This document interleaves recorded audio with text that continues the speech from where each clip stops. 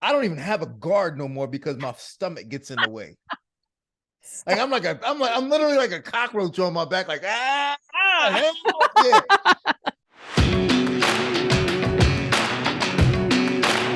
What's up, everybody? Laura, Sanko, and Dean Thomas here, getting you ready for UFC 285. Oh my gosh, Dean, it's finally here. He's finally back. Jon Jones taking on Ciryl Gane in the vacant, undisputed heavyweight title. It doesn't get bigger than this. And I'm genuinely so excited to chop this up with you. But just what are your initial thoughts on this? It's finally here, happening. There's just so many questions that have to be answered. And very similar to the Islam and Volk fight, you just don't want some fluky thing to happen. Like you want the fight to play out the way that fight played out, so then we can get an idea of really what their skill set is indicative of. So that's the way I see this fight happening. Is that there's so many questions to be answered about how John's is going to come back after 3 years. Is Ciryl Gane as good as I think he is?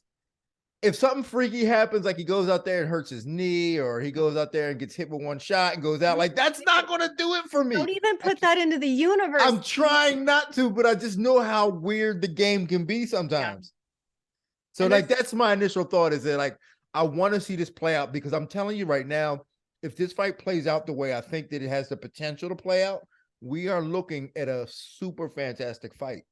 I'm excited to hear your thoughts on this, because I agree.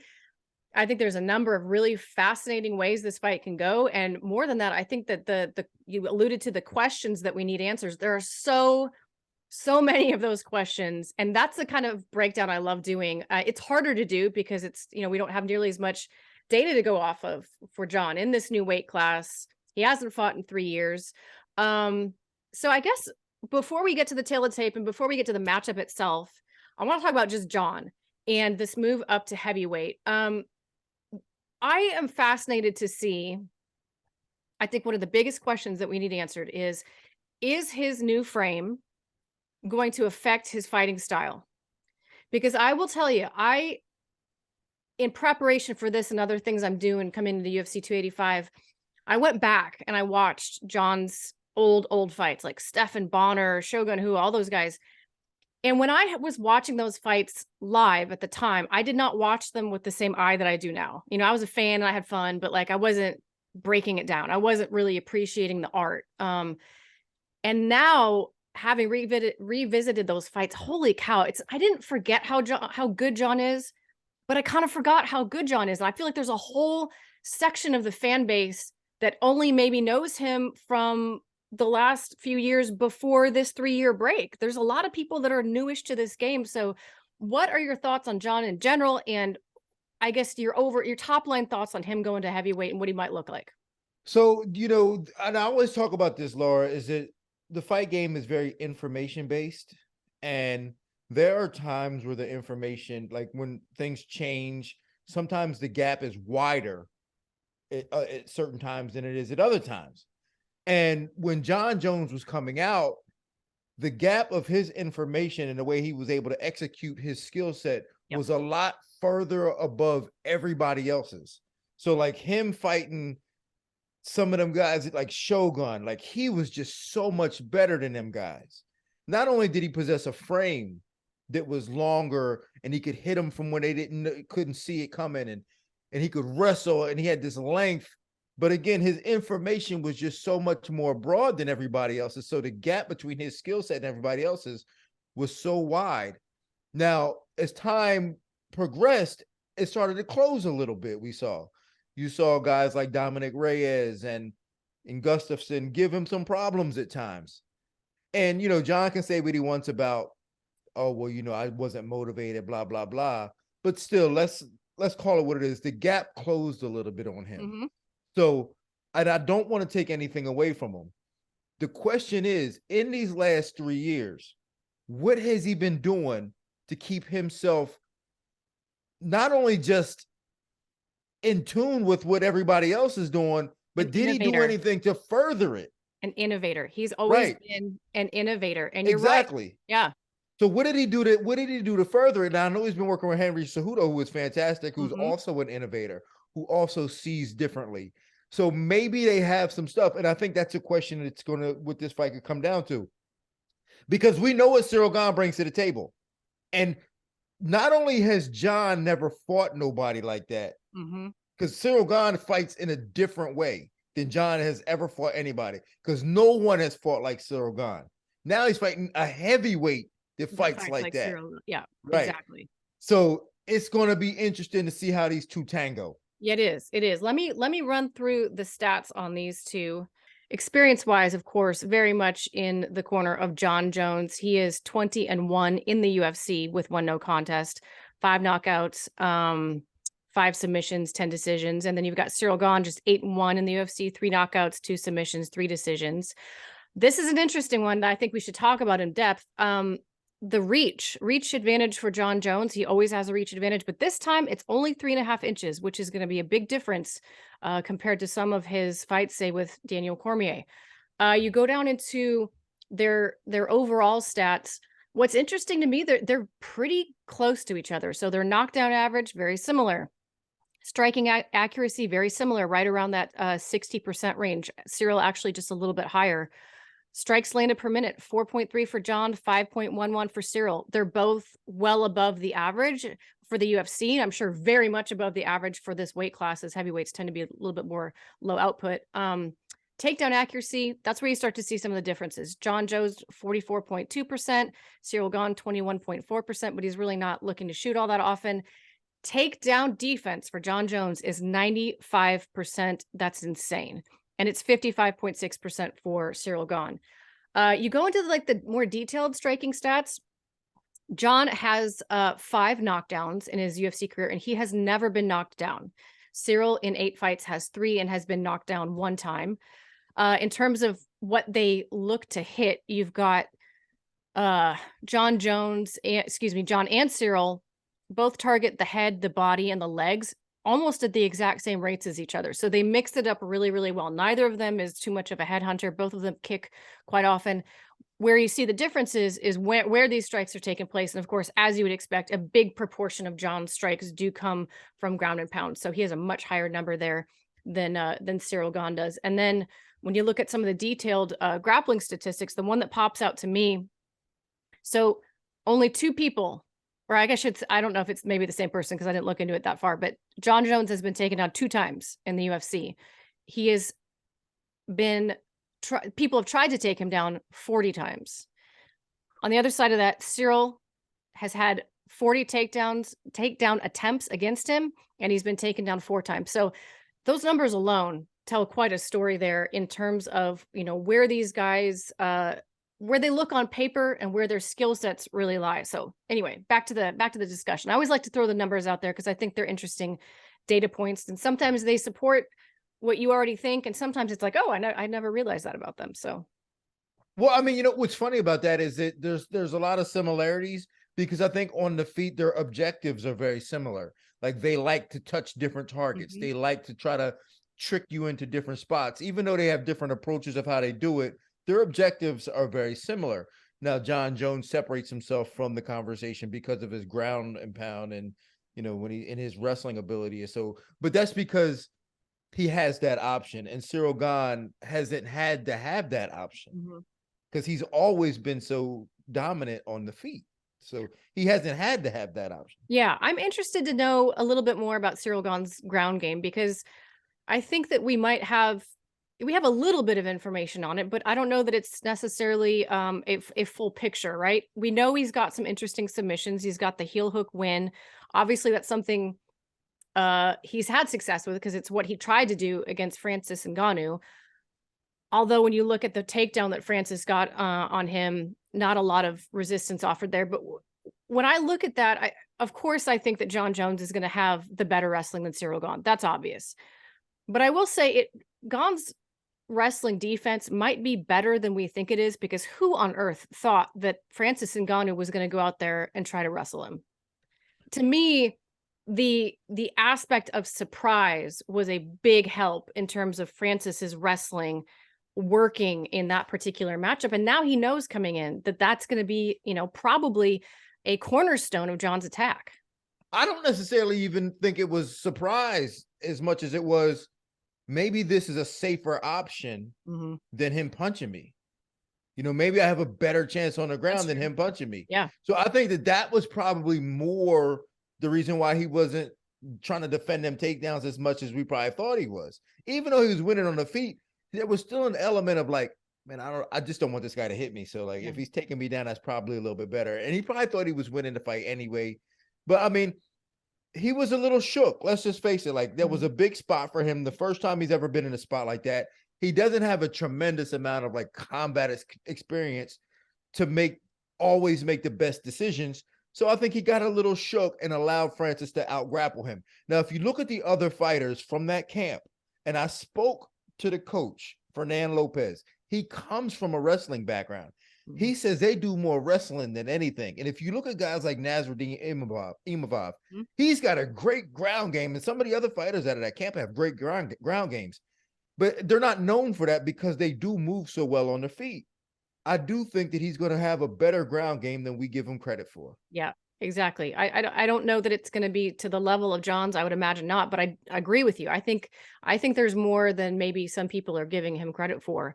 When I was watching those old fights of John, one of the things that stuck out to me was, you know, obviously how creative he was, how innovative he was. He was always sort of what felt like the cutting edge of new techniques that were being done. No one had seen this oblique kick before, the way he would string elbows fluidly into his combinations from boxing range was new, all this type of stuff. But I guess my question to you is based on your experience, which is much longer than mine, when you see someone go up in a significant amount of weight, this isn't just like going from, 115 to 125. This is a large amount of weight. I'm guessing, but I'm estimating that probably put on 25 to 30 pounds. Would you agree? Yeah, he would have to. And it's not always a good thing. Like, it's not always easy Yeah. to like, I know me now, like I'm 30 or 40 pounds heavier than I was in my fight days. And like, I don't even have a guard no more because my stomach gets in the way. Like, Stop. I'm literally like a cockroach on my back, like, hell yeah. And I was a guard player. I was a spider guard player. Now, but I mean, obviously, if you have a little bit more weight, it helps you to be on top. But also, too, is it sometimes like being heavier, like you're just the balance, like you're not Mhm. used to balancing that much weight all the time. So I don't know if this is. I mean, he's probably going to be slower. His balances could be off. I mean, it's just everybody said, "Oh, well, it's muscle," but still, like it's still hard to be able Still to weight. control it Yeah. all. And to your point, I mean, the gas tank too, that's a whole big question mark because when you throw, say a right hook or overhand right with all your might, you're chucking it and you miss the amount of energy that you expend on recoiling that shot is immense. And it's so much bigger when you're, throwing around a lot more weight than you had been in the past. I guess I'm fascinated to see if this 30-pound gain or whatever the pound gain is affects his agility because so much of his creativity came from being able to just sort of flow in these scramble situations or string together these really creative combinations. And if he's not as agile and fleet-footed, I wonder if the creativity will be affected as well. And the speed you would imagine to some degree is going to be affected. I don't like to read too much into footage when people post, images or video of them hitting pads because you never know. Like he may not have had his foot on the gas or whatever, but there's a couple times where I was like, oh, he looks significantly slower. Now, again, Oh no, I seen it. I yeah, seen it. I seen it, and I was like, "Well, this doesn't look good." but and I was like, check yourself, Laura, because he may have just been flowing. You never really know. But you'd think if he was posting it, it was, this is my best work type thing. I don't know. It definitely looked different. I will say that it looked different than the John at light heavyweight. I'm sure he hits a lot harder, but I just I'm dying to see if he can maintain the agility, the gas tank necessary to be agile, to be creative, which is where John has thrived, which is what has made him special. I just wonder if those things are going to be diminished at heavyweight. And that is why I'm not completely sold on him coming back at this weight class and doing well against a guy like Ciryl Gane, who I said we know what he's capable of doing on his feet. We know how well he moves. He moves very well for a heavyweight. He can move his frame around. I mean, that's what he's been doing. It's not like he's going up and trying to change. And so, and I'm just not really sold on the, well, I put on 30 pounds of muscle, so now I'm going to be, better and I can move better. I'm not sold on that. I've never seen anybody put on 30 pounds of muscle and moved better. Mm-hmm. So certain styles of fight, like if he was a brawler, that 30 pounds might help him. But we're talking about a guy who, like you said, was extremely creative, was doing things, and he was never a power puncher. No.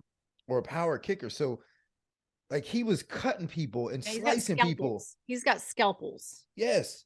So I don't know how 30 pounds of muscle helps that. I don't see how it helps that. I'm not sold on that one bit. How do you feel like they're going to match up on the feet? I mean, I think everybody would give Jon the edge on the ground. We're still making some assumptions there, but I think it's a fair, guess to make there. But on the feet, how do you see this playing out? Because to some degree, they do sort of similar things, just with a different approach. They both like that outside, poke with some kicks, wait for a reaction, and then, look to land some beautiful counters, put together a combination.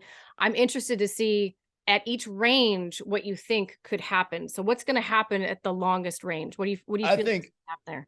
honestly, I think that Ciryl wins most of the exchanges from almost every range. Really? You I think think it's footwork or speed, or both? Just speed, footwork, and just stance.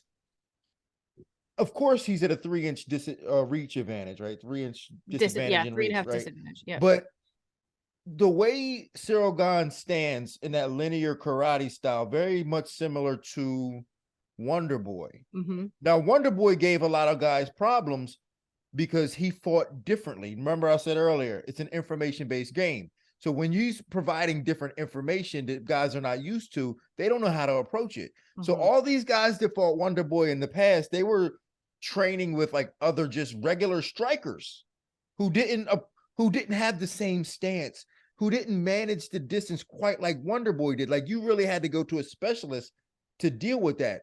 Now, I know Jon Jones has been training with Walt Harris. I know Walt Harris. Walt Harris used to move very well, but Walt Harris now has gotten heavier. Mm-hmm. He kind of changed his style because he got heavier. He couldn't move as well as he used to. And he still never really moved the way Ciryl Gane does and stand the way Ciryl Gane does. No. So if he doesn't have a guy specific for that, he's going to have problems. Same thing with Maurice Greene and Yorgan De Castro. Great fighters, great bodies to have in terms of, getting used to manhandling that heavyweight frame. But I totally agree with you. I actually had that exact same thing in my notes when I saw who his main training partners were. I'm not going to say it concerned me, but I was like, well, none of them fight like Ciryl Gane does. Well, and that's part of the, so we can only work with our resources, right? And that's part of what makes this game so hard, because you can only work within your resources. And if you don't have the resource to mimic a guy like that, you're at a complete disadvantage. I mean, you really have to use your imagination the best you can.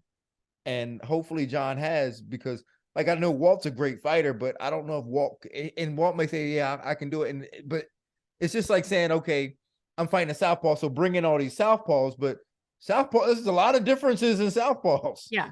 There's stand left-handed doesn't mean you're going to fight. Yeah, just because he's standing the same way doesn't make it the same.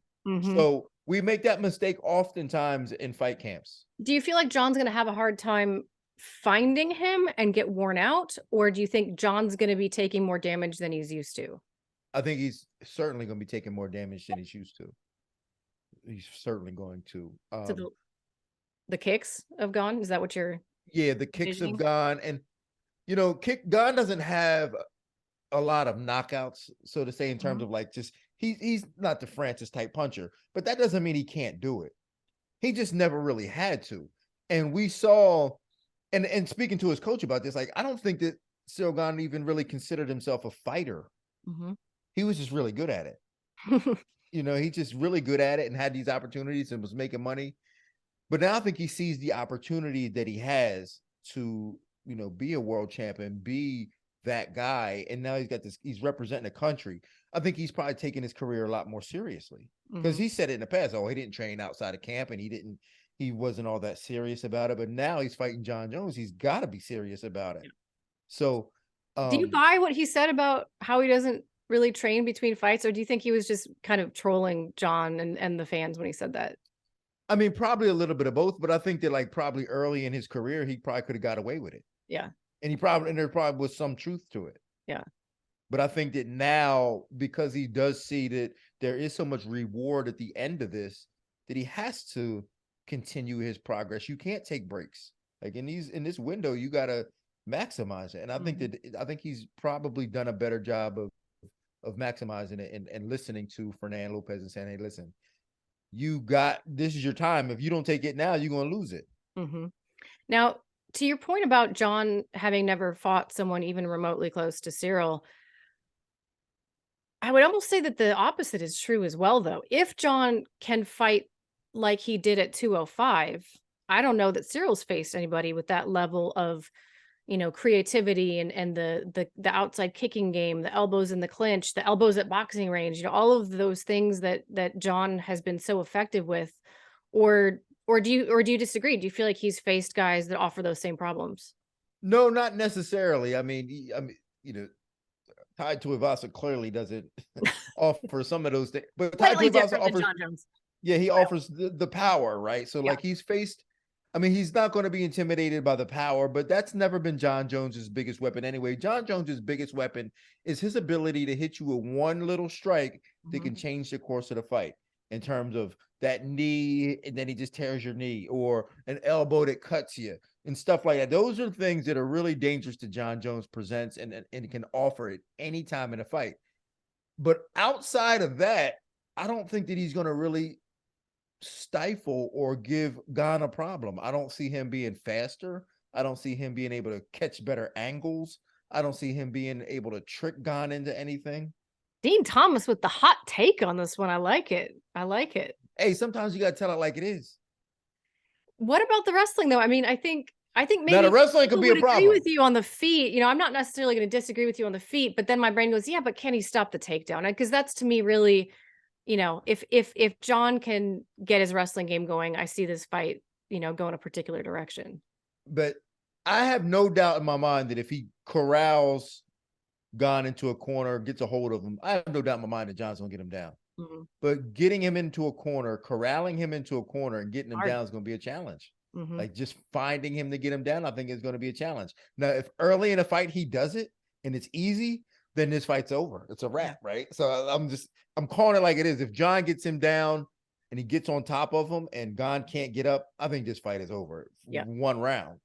But if he can't get him down and he struggles with that, he's going to have a long night. I think it's going to be a brutal night for Jon.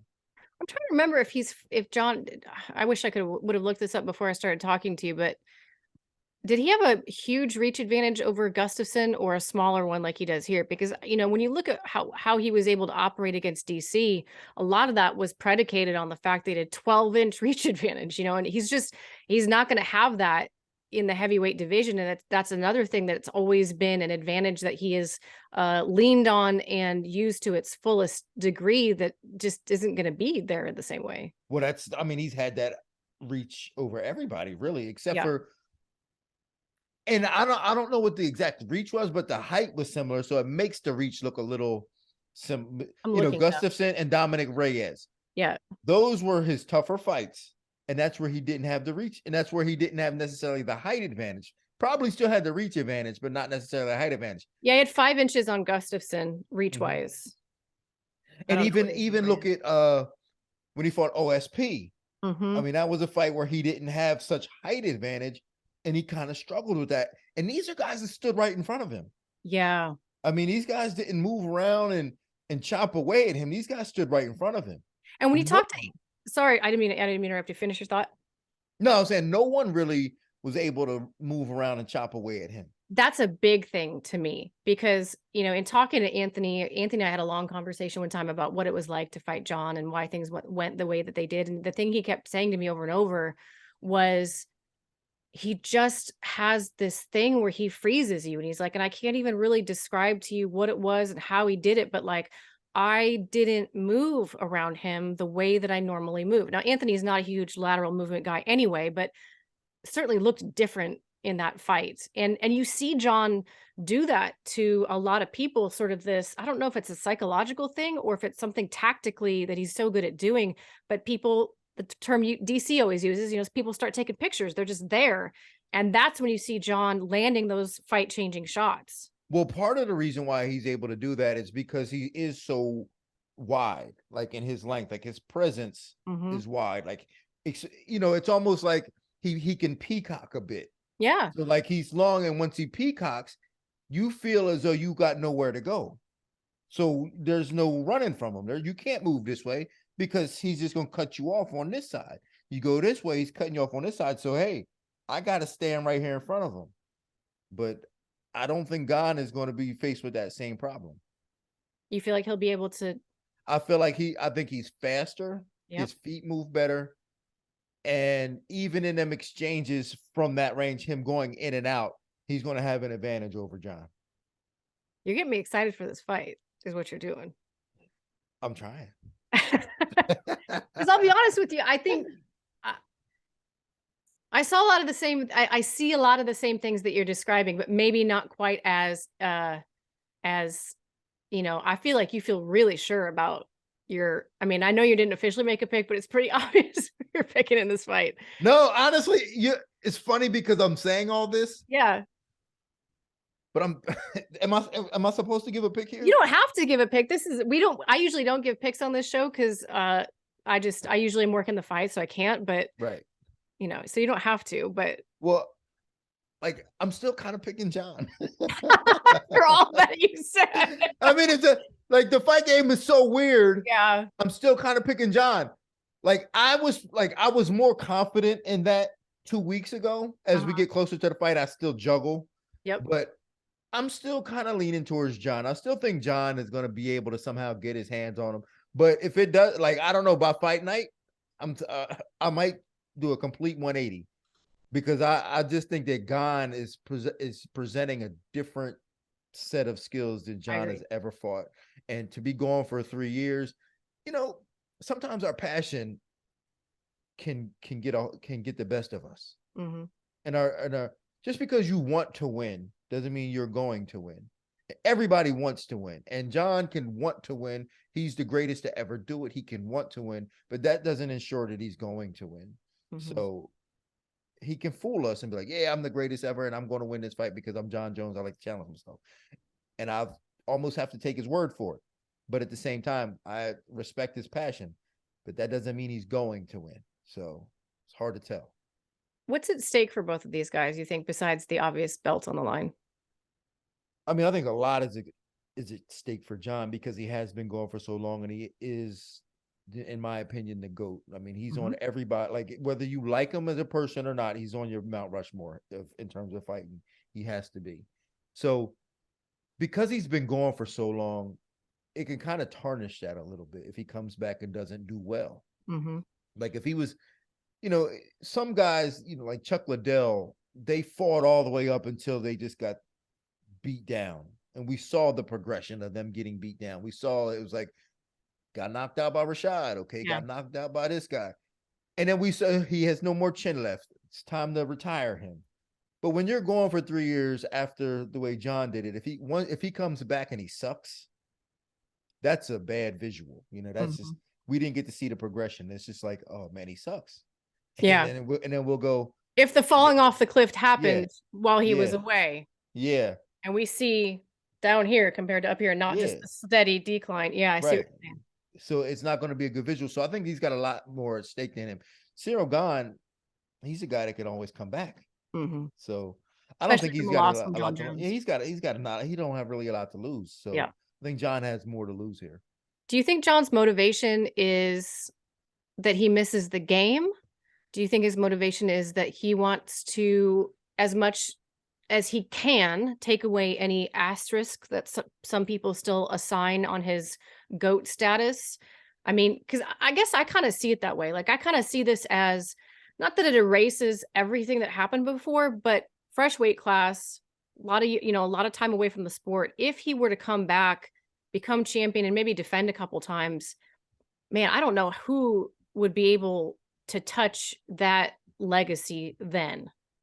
Do you agree that it sort of undoes some of the things that happened at light heavyweight, or will that never fully No, go? it will erase some of that. It will make some of that right. It will right some wrongs here. Mhm.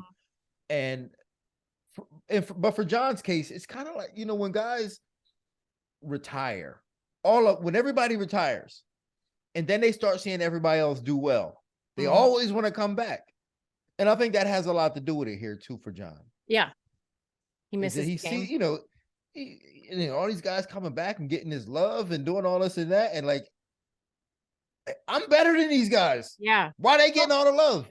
And lots of people, a lot of people now will, if you ask them who the GOAT is, a handful of people, a lot of people are going to say Habib. Right, exactly. And that And did for not used to him, be the case. that did not used to be the case. Yeah. So for him, he's like, yo, I got to get that back. I Mhm. got nothing to lose here. I got to get that back. I got to let everybody know. So I think that has a lot to do with John, like the timing of this as well. How do you think they're going to interact with each other on fight week? Are we going to get nice John, who's just, playing nice, being nice in the sandbox, being complimentary and all that at the press conference, or are we going to get 100%. salty John? We're going to get, like, he's already shown a sense of maturity, and Mhm. DC, I would Yeah. like him if he's already shown a sense of maturity. And then when you got a guy like Ciryl Gane, who you just can't be mad at, like, Yeah. I don't know if you've ever seen the Jamie Foxx show, but he looks like a big ass Braxton character. He does. Oh my God. I I've never always said thought that, about like, look like a big ass Braxton. But yeah, but when you see him, you just can't not like him. So there's not going to be any animosity. But this fight sells itself. Like, this Yeah. fight doesn't need that animosity to sell. This fight sells itself. Agree. I think we sold it, if nothing else. I hope. When those pay-per-views start piling up, Yeah, better give us some credit, Dean. I want to check. Exactly. You can have a credit. I want to check. I'll take a check too. Actually, now that you mentioned that, I'll take a check too. Well, I appreciate you taking some time. We'll do a video breaking down the co-main event as well, guys. So keep an eye out for that. But thank you so much, Dean, for joining me. And we'll see you guys next time.